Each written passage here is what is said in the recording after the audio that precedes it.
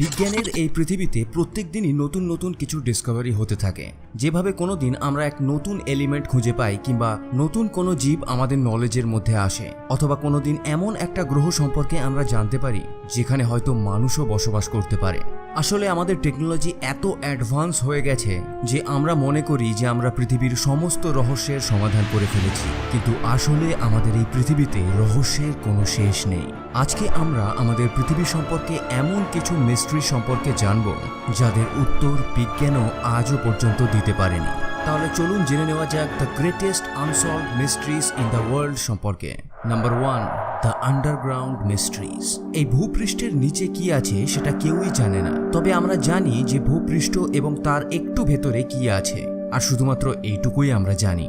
কিন্তু এখানে কিছু মানুষ বলবে যে ভূগর্ভের ভেতরে কি আছে সেটা তো সবাই জানে, ছোটবেলায় ভূগোলে তো সবাই পড়েছে, আর ভূপৃষ্ঠের নিচে তো পেট্রোল, কয়লা এবং বাকি সমস্ত মিনারেলস পাওয়া যায়। কিন্তু আপনার এটা জেনে নেওয়া দরকার যে এই সমস্ত কিছু অনেক কম গভীরতাতেই পাওয়া যায়।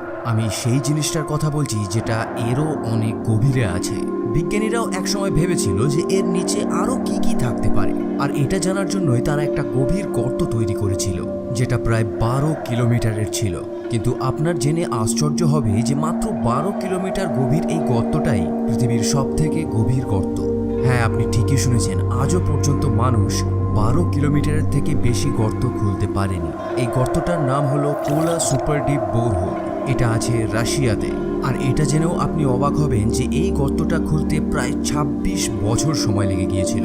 কিন্তু আপনাদের মধ্যে অনেকে এটা ভাবছে যে এই গর্তটা এর থেকে বেশি খোলা হলো না কেন শুধুমাত্র 12 কিলোমিটার খোলার পরেই কাজটা বন্ধ করে দেওয়া হয়েছিল। এই প্রজেক্টটাকে তখন বন্ধ করে দেওয়া হয়েছিল যখন এই গর্তটা খুলতে খুলতে প্রায় 12 কিলোমিটার পর্যন্ত পৌঁছে যায়, তখন এর গভীরের তাপমাত্রা প্রচুর পরিমাণে বেড়ে গিয়েছিল। এটা সবাই জানে যে যত গভীরে আমরা যাব টেম্পারেচার তত বেশি বেড়ে যাবে, কারণ যত গভীরে আপনি যাবেন আপনি পৃথিবীর কোরের তত কাছে পৌঁছে যাবেন। 12 কিলোমিটার যাওয়ার পর টেম্পারেচার এত বেশি বেড়ে গিয়েছিল যে এই গর্তটাকে আরও বেশি খোঁড়া অসম্ভব হয়ে গিয়েছিল। এর থেকেও গভীরে যদি গর্তটা খোলা হতো তাহলে গর্ত খোলার জন্য যে সমস্ত ইনস্ট্রুমেন্টগুলোকে ব্যবহার করা হয়েছিল সেটা মেল্ট করে যেত, মানে গলে যেত। আর এই সিচুয়েশনের মধ্যে কোনো ইঞ্জিনিয়ারই পড়তে চায় না, আর এই জন্যই এই প্রজেক্টটাকে বন্ধ করে দেওয়া হয়। বৈজ্ঞানিকরা শুধুমাত্র অনুমানই করতে পারে, কিন্তু ভেতরে অ্যাকচুয়ালি কি আছে সেটা কিন্তু কেউ জানে না। এই গভীর গর্তটাকে the deepest artificial point on earth বলা হয়ে থাকে, মানে এর নিচে কি আছে সেটা সত্যি কেউ জানে না, শুধুমাত্র আমরা অনুমানই করতে পারি। আমরা শুধুমাত্র আমাদের অ্যানালিসিস এবং থিঙ্কিং দিয়ে কিছু থিওরি বের করতে পারি, কিন্তু 100% দাবি করে আমরা কখনোই বলতে পারবো না যে অ্যাকচুয়ালি এর নিচে কি আছে। সবথেকে কমন থিওরি যেটা আমাদের স্কুলেও পড়ানো হয় সেটা হলো আমরা শুধুমাত্র অনুমান করে নিয়েছি যে পৃথিবীর কেন্দ্রের মধ্যে এতগুলো লেয়ার আছে, যেরকম আর্থ ক্রাস্ট, আপার মেন্টাল, লোয়ার মেন্টাল এবং আউটার আর ইনার কোর। তবে এর সম্পর্কে নতুন নতুন ডিসকভারি হতেই থাকে, আর প্রত্যেকবারই আমরা কিছু একটা নতুন জানতে পারি। 2014তে এরকম একটা ডিসকভারি হয়েছিল। এই ডিসকভারি অনুযায়ী আমরা যদি পৃথিবীর আরও গভীরে যাই তাহলে আমরা সম্পূর্ণ একটা সমুদ্র খুঁজে পেতে পারি, যেখানে হয়তো ভূপৃষ্ঠের উপরে থাকা সমুদ্রের থেকেও বেশি জল আছে। আমি জানি না এই জিনিসটা কতটা সত্যি বা মিথ্যে, তবে একবার কল্পনা করে দেখুন, আন্ডারগ্রাউন্ড ওশেন। আপনাদের মধ্যে অনেকেরই এই কথাটা বিশ্বাস হবে না, আমারও সেরকম একটা বিশ্বাস হয়নি, কিন্তু নেচারের উইকলি জার্নালে যখন এটা পাবলিশ করা হয় তখন ব্যাপারটাকে একেবারে উড়িয়ে দেওয়া আমাদের ঠিক হবে না। তো যদি এখানে জল থাকে তাহলে জীবন নিশ্চয়ই আছে, কারণ জলই জীবন। যেখানে জল আছে সেখানে জীবন নিশ্চয়ই আছে, মানে সেখানে হয়তো আমরা অদ্ভুত কিছু ক্রিয়েচার দেখতে পাবো যেগুলো সাধারণ সমুদ্রে আমরা দেখতে পাই না।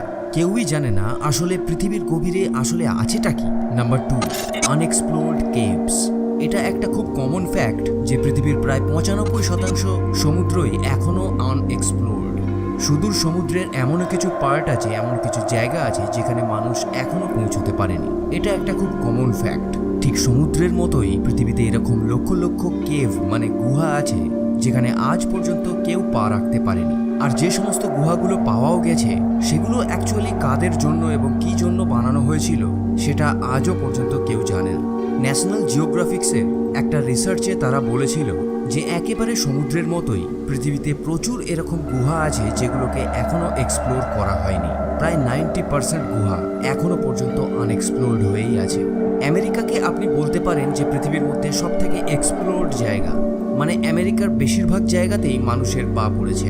কিন্তু আপনি কি জানেন যে আমেরিকার মতো এত ভালো করে এক্সপ্লোর করা দেশেও আজ পর্যন্ত মাত্র 50% গুহাকেই এক্সপ্লোর করা হয়েছে। শুধু এইটুকু ফ্যাক্ট থেকেই আপনি বুঝতে পারছেন যে পৃথিবীতে আরও কত রহস্যময় গুহা আছে। আর একবার ভাবুন যে সেই সমস্ত গুহাগুলোতে কিরকম কিরকম অদ্ভুত ধরনের ক্রিয়েচার থাকতে পারে। নাম্বার 3, ফরমেশন অফ মুন, মানে চাঁদ কিভাবে তৈরি হয়েছিল। চাঁদকে আমরা ছোটবেলা থেকেই জানি রাতের আকাশে দেখতে সুন্দরও লাগে, কিন্তু একটা প্রশ্ন আছে যেটার উত্তর এখনো সঠিকভাবে কেউ দিতে পারেনি। সেটা হলো যে এই চাঁদ আসলে তৈরি হয়েছিল কিভাবে। আপনাদের মধ্যে প্রত্যেকেই কিছু থিওরি সম্পর্কে নিশ্চয়ই পড়েছে, কিন্তু আপনি এটা জেনে নিন যে সেগুলো শুধুমাত্র থিওরি। আর থিওরি তখনই বানানো হয় যখন কোনো জিনিসের এক্স্যাক্ট এবং অ্যাকুরেট আনসার থাকে না। চাঁদের ফরমেশনের প্রশ্নটাও ঠিক এরকম ধরনেরই। আমাদের কাছে শুধুমাত্র এর থিওরি আছে। চার্লস ডারউইনের ছেলে জর্জ ডারউইনও একটা থিওরি বের করেছিল। তিনি বলেছিলেন যে পৃথিবী যখন নতুন ছিল তখন কোনো চাঁদ ছিল না, আর সেই সময় পৃথিবীর যে স্পিন হওয়ার স্পিডটা আছে সেটা অনেক বেশি ছিল। ধীরে ধীরে তার স্পিড এত বেশি বেড়ে গেছিল যে পৃথিবীর একটা অংশ মহাকাশে ছিটকে যায়, আর গ্র্যাভিটির জন্য সেই টুকরোগুলো একসাথে জোড়া লেগে আমাদের চাঁদ তৈরি করে। আর যখনই পৃথিবীর সাথে সাথে চাঁদও স্পিন হতে থাকে তখন পৃথিবীর ঘূর্ণনের গতি ধীরে ধীরে স্টেবল হয়। দ্বিতীয় একটা থিওরি এটা বলে যে চাঁদ মহাকাশের অন্য কোনো একটা জায়গায় তৈরি হয়েছিল, আর কোনো এক সময় এটা পৃথিবীর কাছ থেকে পাস করছিল। সেই সময় পৃথিবীর স্ট্রং গ্র্যাভিটির জন্য চাঁদ পৃথিবীর অরবিটের মধ্যে এসে পৃথিবীর সঙ্গে ঘুরতে থাকে, আর আজও চাঁদ একইভাবে পৃথিবীর চারদিকে ঘুরছে। সবথেকে পপুলার থিওরি হলো জায়েন্ট ইম্প্যাক্ট হাইপোথিসিস। এই থিওরি অনুযায়ী কিছু লক্ষ বছর আগে কোনো বড় একটা অবজেক্ট পৃথিবীর সঙ্গে ধাক্কা খেয়েছিল, আর এই ইম্প্যাক্টের জন্যই যে যে অংশগুলো পৃথিবী থেকে ছিটকে মহাকাশে চলে যায় সেগুলোই মহাকর্ষ বলের প্রভাবে এক জায়গায় এসে জমাট বেঁধে চাঁদ তৈরি করে। কিন্তু আপনার হয়তো মনে হচ্ছে যে এই থিওরিগুলো তো একে অপরের সঙ্গে ম্যাচই করে না। কিন্তু বন্ধুরা, বিজ্ঞান এরকমভাবেই কাজ করে। যে সমস্ত আনএক্সপ্লেন্ড জিনিস আছে তার জন্য বিজ্ঞান শুধুমাত্র থিওরিই দিতে পারে। এই জন্য চাঁদ সত্যি কিভাবে জন্ম নিয়েছিল এটা একটা unsolved mystery. Number 4, undiscovered civilisation. যখনই আমরা পুরনো সভ্যতার কথা ভাবি তখন আমাদের মাথার মধ্যে মায়া সভ্যতা, ইজিপশিয়ান সভ্যতা এবং মহেঞ্জোদারো সভ্যতার কথাই মাথায় আসে। অ্যাকচুয়ালি এদের এক্সিস্টেন্সকে আমরা মেনে নিয়েছি, এই জন্য এদেরকে আমরা স্কুল কলেজের বইতেও পড়ে থাকি। কিন্তু ঐতিহাসিক এবং অনুসন্ধানকারীদের মতে কিন্তু আজও পৃথিবীতে এরকম ধরনের হাজারো হাজারো সিভিলাইজেশন আছে যেগুলোকে আমরা আজও আবিষ্কার করতে পারিনি, যাদের ব্যাপারে আমরা জানি না। কিছু সিভিলাইজেশন তো আজও সেরকমভাবেই আছে যেরকমভাবে আগে ছিল। ঠিক যেরকমভাবে আমি আগের একটা ভিডিওতে নর্থ সেন্টিনেল আইল্যান্ডের কথা বলেছিলাম, যেখানে এরকম মানুষ আজও আছে যারা বর্তমান পৃথিবী সম্পর্কে কিছুই জানে না। আজও প্রতি বছর কোথাও না কোথাও কোনো একটা লস্ট সিটি আবিষ্কার হয়ে থাকে। তার মানে আগেকার দিনে যে সমস্ত সিভিলাইজেশন এবং শহরগুলো ছিল, যেমন অ্যাটলান্টিস এবং চায়নার লায়ন সিটি, এইসব সত্যি আগে ছিল। অনেকে মনে করে যে এগুলো শুধুমাত্র গল্প কথা, কিন্তু যদি আমরা অ্যাকচুয়াল রিসার্চগুলোকে দেখি তাহলে আমরা জানতে পারবো যে এরকম হাজারো সিভিলাইজেশন ছিল যাদের আমরা আজও আবিষ্কার করতে পারি। সুতরাং আপনি বুঝতে পারছেন যে আমাদের এই রহস্যময় পৃথিবীতে সবকিছুই সম্ভব। Number 5, gravity. এবার এটা আপনাদের হয়তো অনেক সিম্পল মনে হতে পারে। আপনার মনে হতে পারে যে এটা আবার কি, মহাকর্ষ বল আবার মিস্ট্রি হতে পারে? এর সম্পর্কে তো আমরা ভালোভাবেই জানি, কত ল আছে, প্রত্যেক ক্লাসেই আমরা কিছু না কিছু এর সম্পর্কে পড়েছি। আর একে আমরা প্রত্যেক দিন ফিলও করতে পারি। যখনই আমরা জাম্প করি আমরা ঠিক পৃথিবীতে এসে পড়ি। আর এটাই সেই শক্তি যার জন্য পৃথিবী, চাঁদ এবং সূর্য নিজেদেরকে আকর্ষণ করে একে অপরের সঙ্গে তাল মিলিয়ে একসাথে বসবাস করছে। কিন্তু আসল গল্পটা হলো অ্যাকচুয়ালি গ্র্যাভিটি আসলে জিনিসটা কি, আর এটা আসলে কাজ কিভাবে করে। যদি এই প্রশ্নগুলোকে আপনি গভীরভাবে দেখেন তাহলেই আপনি আমার এই প্রশ্নগুলোর পয়েন্টটাকে বুঝতে পারবেন। আর তা না হলে আপনার মনে হতে পারে এর মধ্যে কোনো সেন্স নেই, আমি ননসেন্স কোনো কথা বলছি।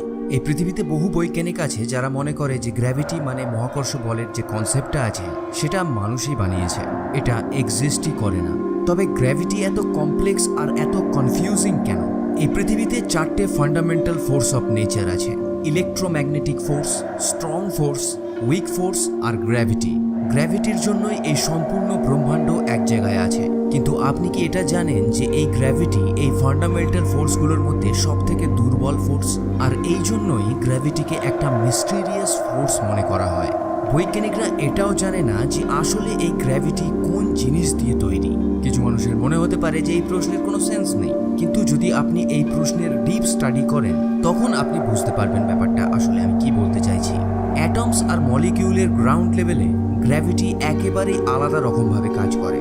সেখানে গ্র্যাভিটি এমনভাবে কাজ করে আপনার হয়তো মনে হতে পারে যে আপনি অন্য কোনো ডাইমেনশনে চলে এসেছেন। তবে যাই হোক, এই কোয়ান্টাম ফিজিক্স আলাদাই একটা টপিক। আপনি হয়তো অন্য কোনো ভিডিওতেও দেখে থাকতে পারেন যে পৃথিবীতে এরকম অনেক জায়গায় আছে যেখানে গ্র্যাভিটির ল কাজ করে না। তবে ফান্ডামেন্টাল প্রশ্নটা কিন্তু থেকেই যায় যে এই গ্র্যাভিটি আসলে কি জিনিস দিয়ে তৈরি, আর এই প্রশ্নটাই আসল রহস্য। তো বন্ধুরা, আজকে এই পর্যন্তই। ভালো লাগলে লাইক, শেয়ার আর কমেন্ট করতে ভুলবেন না। আমার ফেসবুক এবং ইনস্টার লিংক নিচে দেওয়া আছে, চাইলে ফলো করতে পারেন। আর ভিডিওটা ভালো লাগলে লাইক, শেয়ার এবং কমেন্ট করতে কিন্তু ভুলবেন না। তো আজকে এই পর্যন্তই, আবার দেখা হবে পরের ভিডিওর সঙ্গে। ততক্ষণের জন্য স্ক্রিনের এই ভিডিওগুলোর মধ্যে যে কোনো একটা আপনি এনজয় করতে পারেন।